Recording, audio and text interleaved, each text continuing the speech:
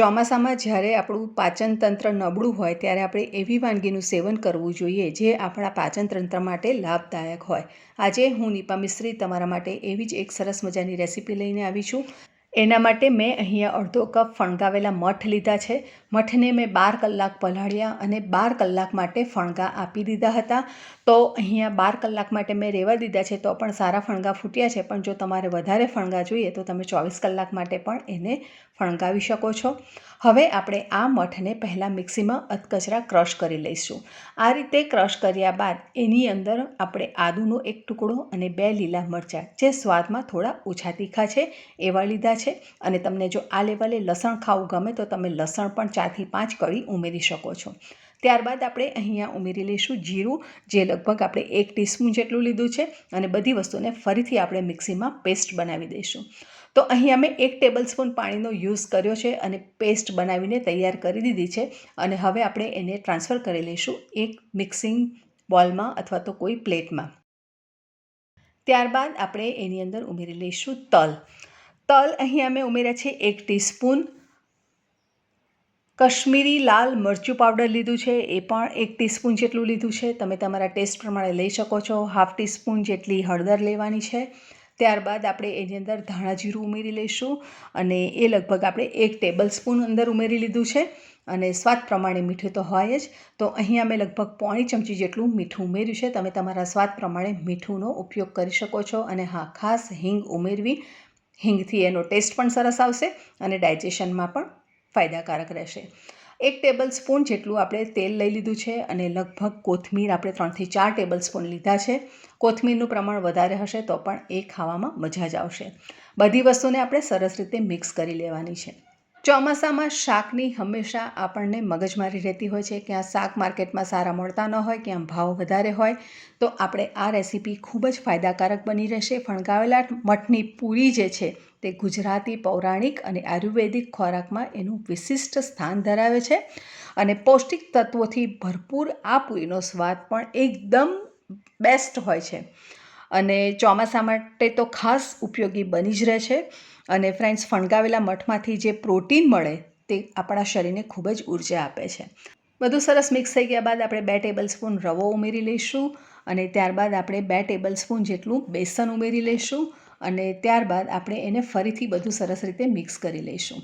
હવે તમારે આ બેટરમાંથી જો તમારે મુઠિયા બનાવવા હોય અથવા તો તમારે હાંડવાની જેમ આખું એક પૂડા જેવું બનાવવું હોય તો તમારે આ લેવલે બસ આટલો જ લોટ ઉમેરવાનો છે. વધારે બીજું કંઈ પણ ઉમેરવાનું નથી.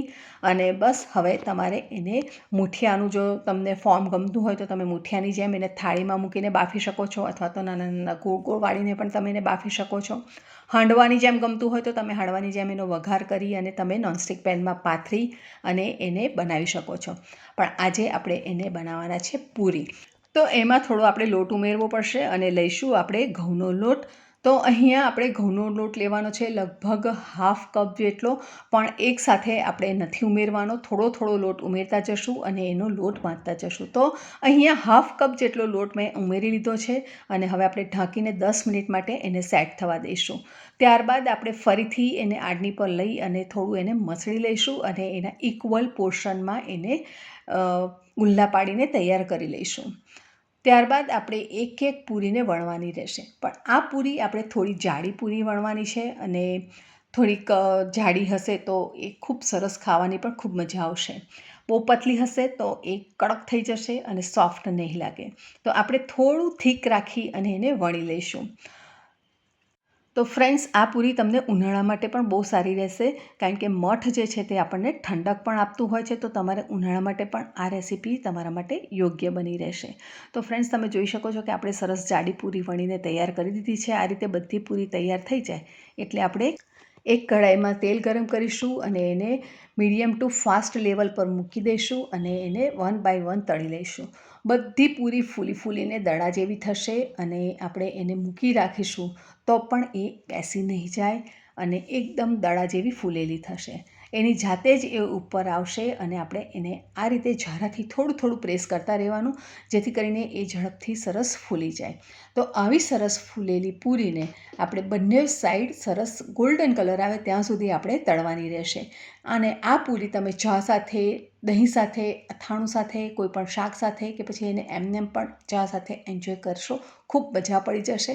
અને આ રીતે આપણે બધી પૂરીને તૈયાર કરી દેવાની છે તળીને.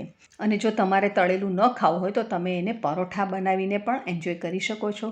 અને આ જ્યારે હું વિડીયો લઈ રહી છું ત્યારે આ લગભગ 5 થી 7 મિનિટ થઈ ગઈ હતી અને ત્યાર પછી મેં આ વિડીયો તમને બતાવ્યો છે. છતાં પણ પૂરી સરસ ફૂલેલી છે. અને આવી સરસ ફૂલેલી પૂરી તમે બાળકોને આપશો કે નાસ્તામાં આપશો કે ઘરના કોઈ પણ સભ્યને આપશો, હોંશે ચોક્કસથી ખાશે. વિડીયો ગમ્યો હોય તો ચોક્કસ વિડીયો લાઇક કરો. ચેનલને સબસ્ક્રાઇબ ન કરી હોય તો સબસ્ક્રાઇબ કરી બાજુમાં આવેલા બેલ આઇકોનને પ્રેસ કરો. સાથે ઓલ નોટિફિકેશન બટન પ્રેસ કરો, જેથી કરીને આવનારા નવા વિડીયોના નોટિફિકેશન્સ તમને જલ્દીથી મળી જાય.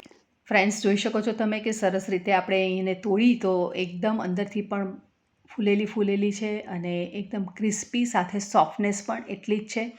તો ચોક્કસ આ વિડીયો તમારા રસોડે બનાવજો. કેવી બની અને ક્યાંથી જુઓ છો તે પણ મને તમે ચોક્કસથી જણાવજો.